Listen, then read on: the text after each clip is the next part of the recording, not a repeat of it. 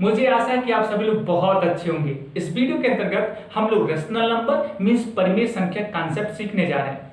इस वीडियो को देखने के बाद आपके दिमाग में परिमेय संख्या संबंधित कोई भी डाउट नहीं रह जाएगा। सबसे पहले हम लोग ये जानते हैं कि परिमेय संख्या संबंधित कुल कितने टाइप के क्वेश्चन पूछे जा सकते हैं। यदि मैं एक ब्रॉड क्लासिफिकेशन करूं तो कुल 3 टाइप के क्वेश्चन आपके एग्जाम में पूछे जाते हैं। टाइप 1 जिसमें कोई भी संख्या दी गई है, आपसे ये पूछेगा दी गई संख्या परिमेय संख्या है कि नहीं। टाइप 2 जिसमें दो परिमेय संख्याओं के बीच में परिमेय संख्या ज्ञात करने के लिए बोला जाता है। टाइप 3 जिसमें कोई भी दशमलव संख्या दी जाएगी और आपको उसको भिन्न के रूप में रिप्रेजेंट करना होगा। तो इन्हीं 3 टाइप को यदि आपने अच्छे समझ लिया तो परिमेय संख्या पूरा आपका क्लियर हो जाएगा। चलिए ध्यान से देखते हैं। देखिए कुछ संख्याएं मैं लिखता हूं, जैसे 2, 3/4, √3, 3.17, 3.3 पे बार, 3.14161897 dash dash dash, 1.73216596 dash dash dash. देखिए सबसे पहले यहां पर जो भी संख्याएं दी गई हैं आपको ये पता करना है कि ये परिमेय संख्याएं हैं कि नहीं। तो ये पता करने के लिए परिमेय संख्याएं हैं कि नहीं, सबसे पहले हमें ये पता होना चाहिए कि परिमेय संख्याएं होती क्या है। तो परिमेय संख्या की डिफिनेशन आपको पता होगा कि एक ऐसी संख्या जिसे हम P/Q के रूप में रिप्रेजेंट कर सकते हैं, लेकिन Q 0 के बराबर नहीं हो उसे हम लोग कहते हैं परिमेय संख्या। कोडेड फॉर्म में मैं लिख सकता हूं कि एक ऐसी संख्या जो P/Q के रूप में लिखी गई हो लेकिन Q 0 के बराबर ना हो उसे हम लोग कहते हैं परिमेय संख्या। अब इस डिफिनेशन को हम लोग अप्लाई करते हैं और ये पता करते हैं कि कौन कौन सी संख्या परिमेय संख्या है और कौन कौन सी अपरिमेय संख्या है। आपको पता होगा यदि कोई संख्या का हर नहीं दिया गया है तो उस हर को हम लोग 1 मान सकते हैं। पहले इसकी बात करते हैं। यहाँ पे 2 लिखा गया है, 2 का हर नहीं दिया गया है, 1 मान लेंगे, 2/1 हो जाएगा, P/Q के रूप में हो जाएगा और Q 0 के बराबर नहीं है, परिमेय संख्या हो गया। यहाँ देखिए 3/4 है, P/Q के रूप में है, परिमेय संख्या। कड़ी में 3 लिखा है, कड़ी में 3/1 कर देंगे, P/Q के रूप में हो जाएगा, परिमेय संख्या। 3.17 लिखा है, 3.17/1 लिख देंगे, परिमेय संख्या। 3.3 पे 12/1 लिख देंगे, परिमेय संख्या। यहाँ पे जो संख्या लिखी गई है इसके बटे 1 लिख देंगे, परिमेय संख्या। यहाँ पर जो संख्या लिखी गई है बटे 1 लिख देंगे, परिमेय संख्या।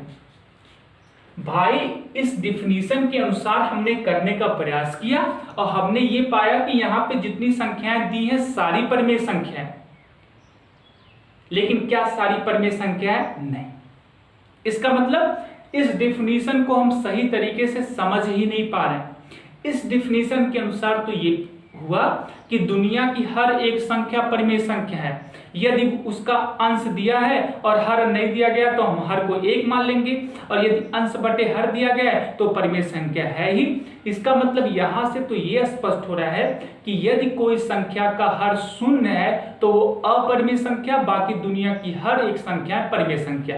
इसका मतलब यदि लिखा गया है 3/0 तो ये हो गया अपरिमेय।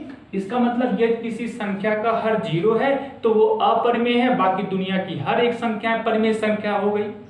तो डिफिनेशन को इतना बढ़ा चढ़ा के लिखने क्या हो सकता थी, हम डायरेक्ट कह देते यदि किसी भी भिन्न का हर 0 है तो वो अपरिमेय संख्या, बाकी दुनिया की हर एक संख्या परिमेय संख्या हो जाएंगी।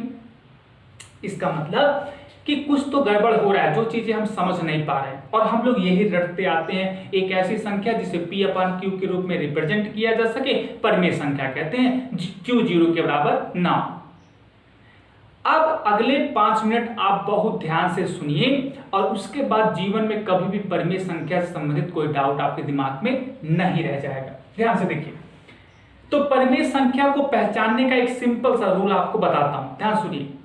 यदि कोई संख्या फिक्स्ड है यदि कोई संख्या निश्चित है, जिसका मान फिक्स्ड है, जिसका मान निश्चित है, उसको हम लोग कहेंगे परिमेय संख्या। और यदि कोई संख्या निश्चित नहीं है, जिसका मान फिक्स्ड नहीं है, जिसका मान निश्चित नहीं है, उसे हम लोग कहेंगे अपरिमेय संख्या। नोट कर लीजिए अच्छे से। यदि कोई संख्या फिक्स्ड है, जिसका मान फिक्स्ड है, जिसका मान निश्चित है, उसे हम लोग कहेंगे परिमेय संख्या। और जिसका मान निश्चित नहीं है, जिसका मान फिक्स्ड नहीं है, उसे हम लोग कहेंगे अपरिमेय संख्या। सबसे पहले इसी पर अप्लाई करते हैं। आपको पता होगा कि यदि किसी संख्या में 0 से भाग देंगे तो कभी कटने वाला नहीं है, हमेशा वो आगे बढ़ता जाएगा, इसीलिए हम इसको लिख देते हैं अनंत। और इनफाइनाइट मतलब इसका वैल्यू फिक्स्ड है ही नहीं, तो ये तो अपरिमेय हो गया। ठीक है, यहां पे देखें, मैंने लिखा 2, मैं कहा मुझे 2 आम दीजिए। बताओ ये फिक्स्ड वैल्यू है, निश्चित वैल्यू है कि नहीं है? तो ये हो गया रेशनल नंबर, ये हो गया रेशनल नंबर। 3/4 एक फिक्स्ड वैल्यू है तो हो गया रेशनल नंबर। कड़ी में 3/1। अब यहां ध्यान समझिएगा, देखिए कड़ी में 3 जो है वो दिखने में लगता है फिक्स्ड, लेकिन यहां पर यह बात समझने की आवश्यकता है कि 3 पर एक संक्रिया की गई है, और वो संक्रिया है कड़ी की, मतलब रूट की संक्रिया की गई है। और यदि आपको ये बताना है कि ये परिमेय संख्या है कि नहीं है, तो सबसे पहले आपको कड़ी में 3 का मान निकालना पड़ेगा। कड़ी में 3 कोई भी संख्या कड़ी के अंदर दी गई है, उसका मान कैसे निकलेगा? पिछले वीडियो हमने डिस्कस किया है रूट का कॉन्सेप्ट। यदि कोई संख्या पूर्ण वर्ग संख्या है तो उसका गुणनखंड भी द्वारा वर्गमूल निकाला जा सकता है, लेकिन यदि कोई संख्या पूर्ण वर्ग संख्या नहीं है तो उसका वर्गमूल हम भाग विधि से निकालने का प्रयास करते हैं, लेकिन वह अपरिमित अनिश्चित वैल्यू देता है। हमने याद किया है कड़ी में 3 का वर्गमूल होता है 1.732। नहीं, बिल्कुल गलत है। 1.732 लगभग वैल्यू है, निश्चित वैल्यू नहीं।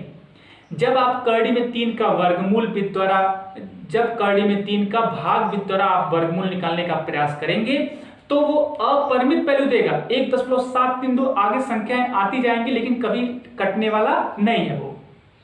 क्लियर है? तो यहां से एक स्टार देकर एक पॉइंट लिखिए कि यदि कोई संख्या कड़ी के अंदर है और वो पूर्ण वर्ग संख्या नहीं है और उसका वर्गमूल यदि हम निकालने का प्रयास करते हैं भाग भी द्वारा, तो वो कभी भी निश्चित वैल्यू नहीं देता है। तो कड़ी में 3 को देखकर नहीं कहेंगे कि ये परिमेय है कि अपरिमेय है। कड़ी में 3 का मान निकालेंगे, क्योंकि यहां पर एक संक्रिया की गई है, और संक्रिया कौन सी है? कड़ी की संक्रिया। तो जब भी आपको कहीं पर भी कमेंट करना है कि बताओ ये परिमेय है कि अपरिमेय है, या कुछ भी कहीं पर किसी भी टॉपिक में, तो सबसे पहले कोई भी संक्रिया की गई है, प्लस माइनस गुणा भाग कड़ी स्क्वायर, जो भी संक्रिया की गई, सबसे पहले आपको उसको हल करना पड़ेगा और तब उसकी वैल्यू निकालिए, तब मान निकालिए। क्लियर है? तो यहाँ पे हम कड़ी में 3 का मान निकालेंगे। कैसे? भाग विधि से वर्गमूल निकालेंगे, और जब हमने भाग विधि से वर्गमूल निकाला तो 1.732 उसके बाद संख्याएं आती गई, इसका मतलब फिक्स्ड वैल्यू नहीं दिया, निश्चित वैल्यू नहीं दिया। तो यही सर एक बात आई कि यदि कोई संख्या पूर्ण वर्ग संख्या नहीं है और कड़ी लगाई गई है तो हमेशा क्या होती है? अपरिमेय संख्या। तो ये हो गया इरेशनल नंबर। यहां देखिए 3.17/1 हम इसको चाहेंगे तो हम इसको भिन्न के रूप में रिप्रेजेंट कर सकते हैं। दशमलव संख्याओं को भिन्न के रूप में रिप्रेजेंट करने के लिए एक अलग वीडियो में बताया गया है कि बिना कुछ गुणा किए, बिना कुछ भाग किए कैसे आप किसी भी संख्या को भिन्न के रूप में रिप्रेजेंट कर सकते हैं। तो हम इसको कर सकते हैं 317/100। तो ये हो गया परिमेय संख्या। यहाँ पे आ जाइए 3.3 पे बार का मतलब होता है उस संख्या का बार बार रिपीटिशन हो रहा है। इस प्रकार की संख्याओं को भिन्न के रूप में कैसे रिप्रेजेंट किया जाता है? हम लिख देंगे 3 + 0.3 पे बार। जितने अंकों पे बार है उतनी बार 9 से क्या कर देते हैं? भाग कर देते हैं। बात क्लियर है? ठीक है, यहां देख लीजिए, देखिए दशमलव के बाद अनगिनत अंक आ जा रहा है, कोई निश्चित पैटर्न नहीं है और डैश डैश लगा हुआ है। क्या ये निश्चित वैल्यू है? बिल्कुल नहीं, ये अनिश्चित वैल्यू है। तो ये भी क्या हो जाएगा? Irrational number. यहां पर दशमलव के बाद अंक आते जा रहे हैं, कोई निश्चित पैटर्न भी नहीं है, फिक्स्ड पैटर्न भी नहीं है, क्या हो गया? Irrational number. क्लियर है? और ये क्या हो गया, ये हो गया रेशनल नंबर, ये भी रेशनल नंबर। क्लियर है? तो ये rational, rational, irrational, rational, rational, irrational, irrational. तो ये तो हम अपने ट्रिक से अप्लाई किए। अब ये कंफर्म करने के लिए कि हमारी ट्रिक सही है कि नहीं, अब इस डेफिनेशन को अप्लाई करके देख लीजिए। देखिए, हम इसको P/Q के रूप में रिप्रेजेंट कर सकते हैं। यस, तो ये रेशनल नंबर, ये P/Q के रूप में है, ठीक है। यहां पर करड़ी में 3/1 हम नहीं लिख सकते। क्यों? क्योंकि करड़ी में 3 का जो मान है इस तरीके से आएगा। और आपको ये बता दूं, ध्यान सुनिएगा, यदि किसी संख्या, कोई भी दशमलव संख्या लिखी गई है, यदि आपको उसको भिन्न के रूप में रिप्रेजेंट करना है, यदि किसी दशमलव संख्या को भिन्न के रूप में रिप्रेजेंट करना है, तो हमें ये ज्ञात होना चाहिए कि दशमलव के बाद कुल कितने अंक हैं। यदि दशमलव संख्या को भिन्न के रूप में रिप्रेजेंट करना है तो आपको पता होना चाहिए कि दशमलव संख्या में दशमलव के बाद कुल कितने अंक हैं। यहां पर करड़ी में 3 का जब मान निकालेंगे तो दशमलव के बाद कुल कितने अंक हैं इसकी गणना नहीं की जा सकती, इसलिए इसको P/Q के रूप में रिप्रेजेंट नहीं किया जा सकता। इस तरीके समझ सकते हैं। यहां पर दशमलव के बाद 2 अंक हैं, आप 100 से गुणा कर दीजिए, 100 से भाग कर दीजिए, दशमलव हट जाएगा, या डायरेक्ट भी हटा सकते हैं। यहां पर देखिए दशमलव हमने हटा दिया। यहां पे क्या आप इस संख्या को यहां से दशमलव हटा सकते हैं? नहीं। दशमलव हटाने के लिए हमें पता होना चाहिए कि दशमलव के बाद कुल कितने अंक हैं, क्योंकि बचपन से आप करते आ रहे हैं। यदि दशमलव के बाद 3 अंक हैं तो कितने से गुणा? 1000 से। 1000 से गुणा, 1000 से भाग। यहां पर देखिए दशमलव के बाद अनगिनत अंक हैं, कितने से गुणा करेंगे, कितने से भाग करेंगे? इसका मतलब इस संख्या को P/Q के रूप में रिप्रेजेंट नहीं किया जा सकता। ये फॉल्स स्टेटमेंट है, आप बटे 1 ये धोखा दे रहे हैं इसको। देखो, दशमलव संख्या या तो भिन्न के रूप में रिप्रेजेंट होगी, और यदि कोई भिन्न है तो वो दशमलव के रूप में रिप्रेजेंट होगा। ऐसा नहीं कर सकते कि दशमलव भी आ रहा है और भिन्न, दोनों संक्रिया एक साथ कर दे रहे हैं। यहां पर देखिए क्या गड़बड़ हो रहा है, यहां पे दशमलव भी है और आपने भिन्न भी लगा दिया। क्यों ऐसा कर दिया? जब हम एक संख्या से दूसरी संख्या में भाग देते हैं, जब भाग नहीं जाता है तो हम दशमलव लगा के आगे भाग देते हैं। यहां पे आपने क्या किया, आपने दशमलव का भी प्रयोग कर लिया और भिन्न का भी प्रयोग कर दिया। ऐसा नहीं संभव है कि एक ही साथ भिन्न भी आ रहा है और दशमलव भी आ रहा है। यदि कोई भिन्न है तो वहां पे दशमलव नहीं आना चाहिए, और यदि कोई दशमलव है तो वहां भिन्न नहीं आना चाहिए। क्लियर है? तो यहाँ पे बटे 1 लिखने का कोई अस्तित्व नहीं है। आप कुछ ऐसा यहाँ पे करिए कि ये दशमलव हट जाए, लेकिन ऐसा संभव नहीं है। एक फिर से बोल देता हूं कि यदि दशमलव संख्या से दशमलव हटाना है तो आपको ये पता होना चाहिए कि दशमलव के बाद कुल कितने अंक हैं। क्लियर है? तो यहां से केवल 2 टाइप की संख्याएं अपरिमेय होती हैं। पहली टाइप ये जहां पे दशमलव के बाद अनिश्चित अंक है। दूसरी टाइप, यदि करड़ी के अंदर पूर्ण वर्ग संख्या नहीं आती है तो इसको हम कहते हैं, क्या कहते हैं? अपरिमेय संख्या। क्योंकि यही 2 टाइप की संख्याएं हैं जिनकी वैल्यू फिक्स्ड नहीं होती हैं। बाकी जितनी भी संख्याएं आप लिखेंगे सबकी वैल्यू क्या होती है? फिक्स्ड होती है। तो हम दोनों तरीके से, सिंपल सी डिफिनीशन है कि यदि आपको डायरेक्ट पहचानना है तो आप डायरेक्ट देखिए कि संख्या फिक्स्ड है कि नहीं, निश्चित है कि नहीं, बस। और उसके बाद अगर आपको वेरीफाई करना है कि हमने जो ट्रिक बनाया है वो सही है कि नहीं, तो आप इस तरह से यहाँ से वेरीफाई कर सकते हैं कि इसको भिन्न के रूप में रिप्रेजेंट नहीं कर सकते। यदि कोई संख्या निश्चित नहीं है, यदि कोई संख्या फिक्स्ड नहीं है, तो उसको हम भिन्न के रूप में रिप्रेजेंट नहीं कर सकते, इसीलिए हम उसे कहते हैं अपरिमेय संख्या। क्लियर है? मुझे आशा है कि आप सभी लोग को ये टाइप 1 जो है वो पूरा क्लियर होगा। ठीक है, अब हम देखते हैं टाइप 2।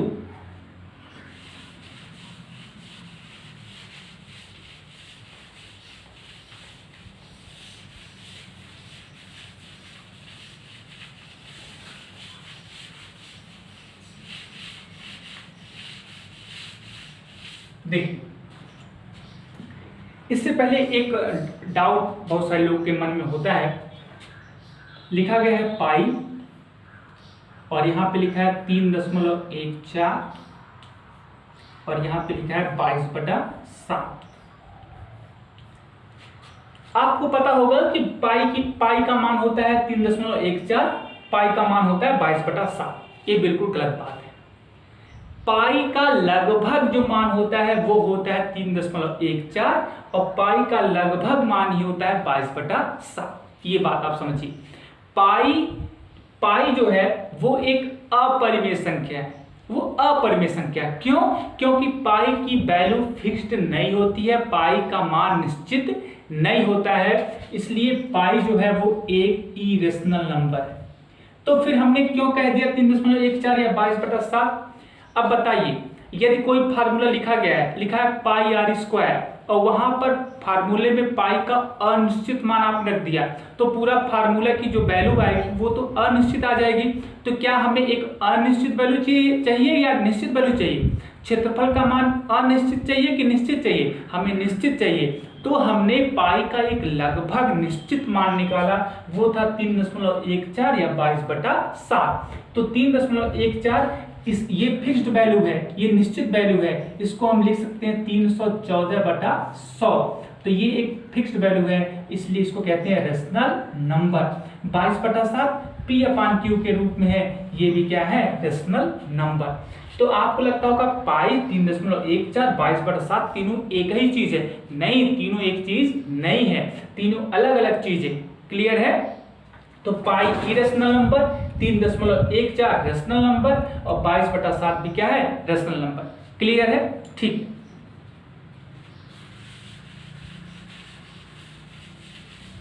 अब देखिए सेकेंड टाइप जो है, जहां पर दो परिमेय संख्याओं के बीच में आपको परिमेय संख्या निकालनी है। बहुत आसान है।